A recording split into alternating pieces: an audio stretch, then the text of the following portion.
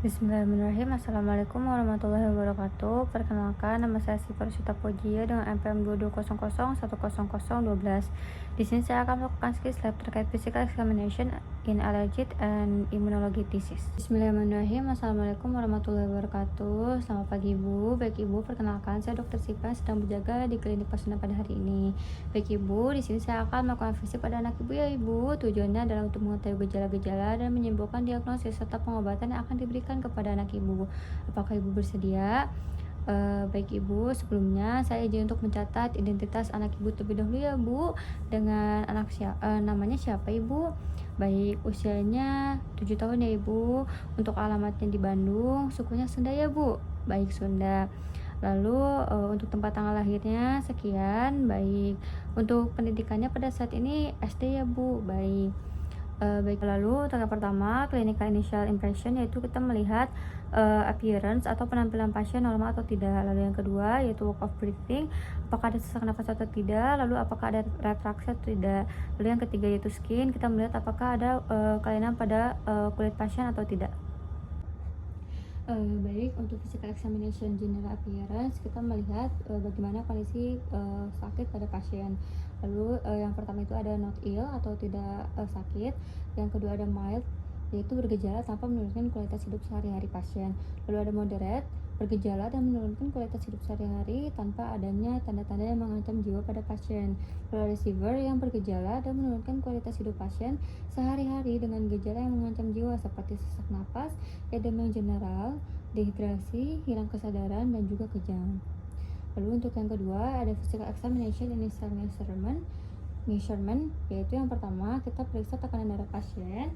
Kita menghitung menggunakan sphygmomanometer. Kita akan memasangkannya pada pasien seperti ini. Setelah itu kita akan melakukan pengukuran. Pertama, kita pastikan posisi dari sphygmomanometernya, yaitu di atas antekubital 5 cm atau menggunakan 3 jari. Lalu juga jangan lupa kita sing-singkan pakaian pasien terlebih dahulu. Lalu kita cek arteri radialis pasien seperti ini.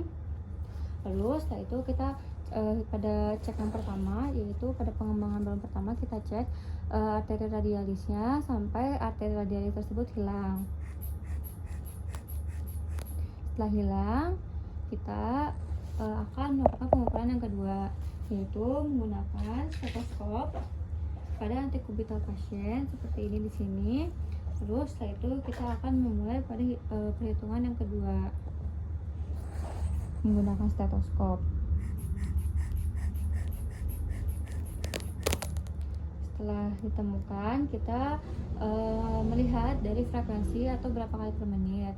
Lalu apabila nadinya reguler, itu kita melakukannya dengan pengukuran 10 detik dikalikan 6. Lalu jika irreguler, kita melakukan pengecekannya selama 1 menit full atau selama 1 menit penuh, dan juga mengukur volume dan juga equality dari denyut nadi pasien. Lalu setelah itu kita cek suhu pasien, yaitu atau temperatur pasien menggunakan termometer. Kita tempatkan pada aksila pasien atau pada ketiak pasien seperti ini. Lalu untuk suhu yang normal yaitu 37 derajat. Baik, selanjutnya kita melihat physical examination dari kulit pasien, apakah ada rash atau kemerahan atau tidak, apakah ada edem dan juga nyeri tekan, dan apakah edem tersebut pitting atau non pitting. Lalu ada physical examination head atau daerah rambut. Kita melihat persebaran dari rambutnya, distribusi dari rambutnya.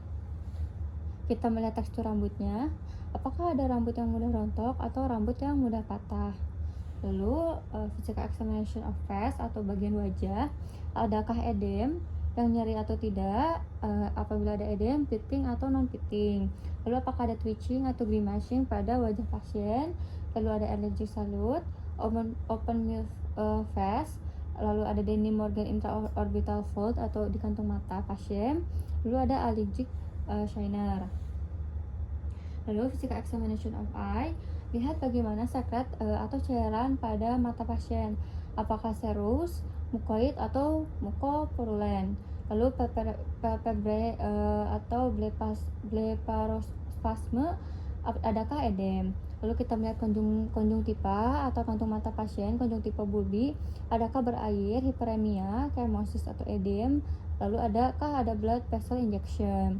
Lalu untuk konjungtiva tarsal on eversion, adakah edem, hiperemia, atau tampak pembuluh darahnya. Lalu adakah pinpoint pupils. Lalu physical examination of nose atau bagian hidung pasien. Lalu physical examination nose, kita melihat bagian hidung pasien, yaitu sekretnya atau cairannya apakah berair, apakah serous, mukoid, atau mukopurulen. Adakah sniffing, pigmented transverse nasal crease, nasal enlargement atau pembesaran nasal, atau broadening of the bridge. Lalu ada flaring of the larynx on inspiration atau penapasan cuping hidung. Lalu kita melihat mukos membran, apakah ada pale blush atau tidak. Lalu physical examination of mouth atau bagian bibir pasien, kita melihat di bagian bibirnya adakah edema atau tidak. Apabila ada edem, pitting atau non pitting. Lalu apakah ada nyeri tekan, adakah dental malocclusion, dan adakah high arched palate. Ada punten ya, boleh dibuka mulutnya. Baik. Lalu kita melihat bagian lidahnya, kita melihat the geographic tongue, lalu edem. Lalu untuk physical examination of neck atau bagian leher, adakah suprasternal retraction atau supraclavicular retraction. Lalu selanjutnya yaitu physical thorax, lung, heart, abdomen, dan anogenital. Untuk bagian thorax atau bagian dada, inspeksinya yang pertama simetris, apakah simetris atau asimetris, shape and movementnya, adakah barrel chest, dan intercostal retraction. Lalu untuk lungnya atau paru-parunya, kita auskultasi menggunakan stetoskop. Apakah ada vesicular breathing sound, rales, atau wheezing stridor. Lalu untuk heartnya atau denyut jantungnya, heart soundnya itu atau suara jantungnya itu regular atau irregular. Lalu untuk abdominalnya, adakah epigastric retraction. Lalu untuk anogenitalnya, butuhnya adakah edema, hiperemia, erosion, dan eksfoliasi. Lalu untuk physical extremities, yaitu kita melihat palmar atau telapak tangan pasien, dan juga plantar, yaitu telapak kaki pasien. Adakah terasa dingin ataukah lembab. Lalu juga kita melihat capillary level time, yaitu di bagian jempol pasien. Kita tekan, jika diperiksa lalu persebaran darahnya kembali merah itu kurang dari 2 detik, itu dikatakan normal. Lalu apabila lebih dari 2 detik, itu tidak normal. Seperti ini. Baik, alhamdulillah, sekilas pada hari ini sudah selesai. Terima kasih. Wassalamualaikum warahmatullahi wabarakatuh.